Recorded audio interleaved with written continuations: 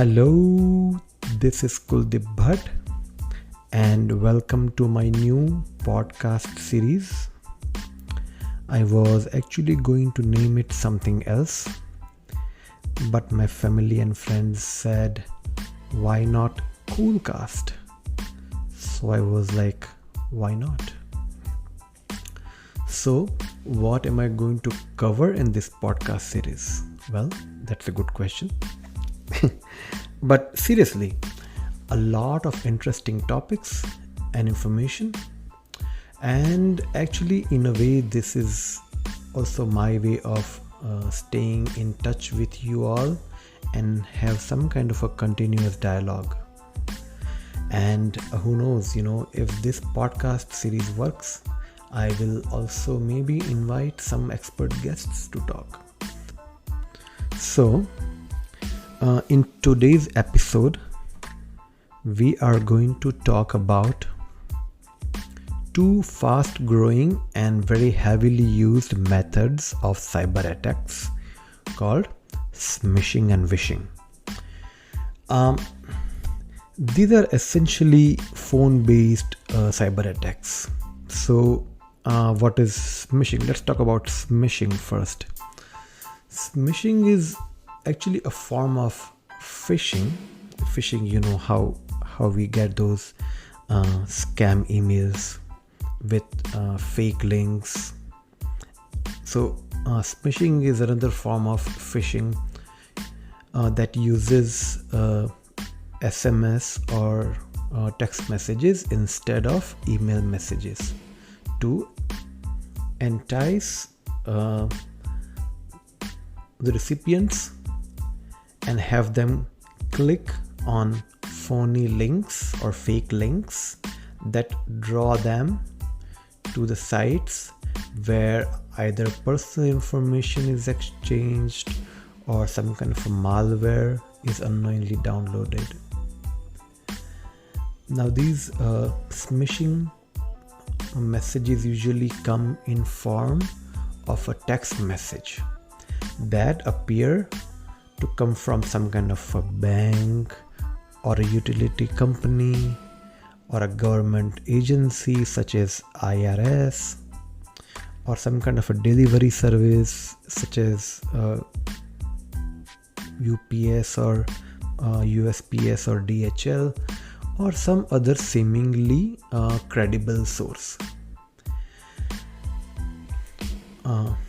Fake messages related to COVID testing and contact tracing have also in some way contributed to the rise in such activities. Vishing. So, what is vishing? Vishing stands for voice phishing. And again, it is another type of phishing attack that is conducted over phone. In this case, vishing attackers would fake their caller ID to appear to be calling from a toll-free number or a local area code. Some attackers may use their real voice to appear, more trustworthy, or they may also disguise their voice by using some kind of a recorded voice system. This is actually a popular attack method because the voice over IP users, VoIP users are not required to provide any proof to obtain the caller ID data, which means they can easily disguise themselves as anyone. According to FBI, now here's some data. According to FBI, these new forms of attacks have costed Americans more than $50 million, and these attacks are expected to rise significantly.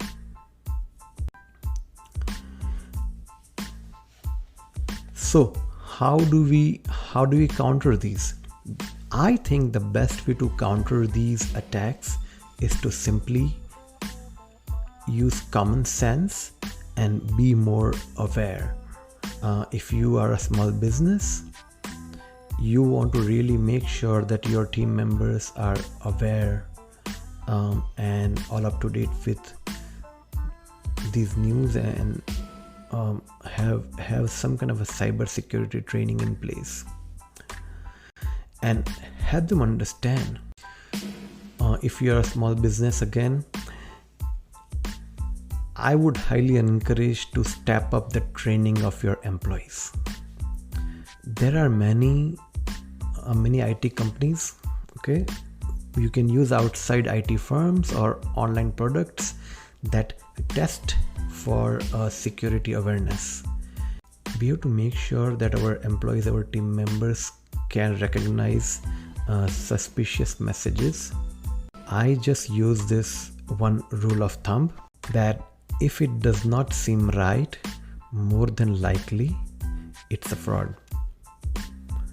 So that's about it for today. I enjoyed creating this first episode. I promise that I'll get better. Meanwhile, I really want your help.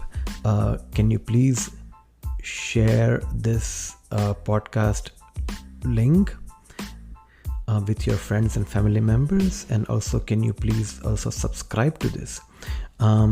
If you have any inputs, please do email me at hello@kuldipbhatt.com, and I look forward to coming back to you very soon. Have a wonderful day and speak to you later. Bye bye.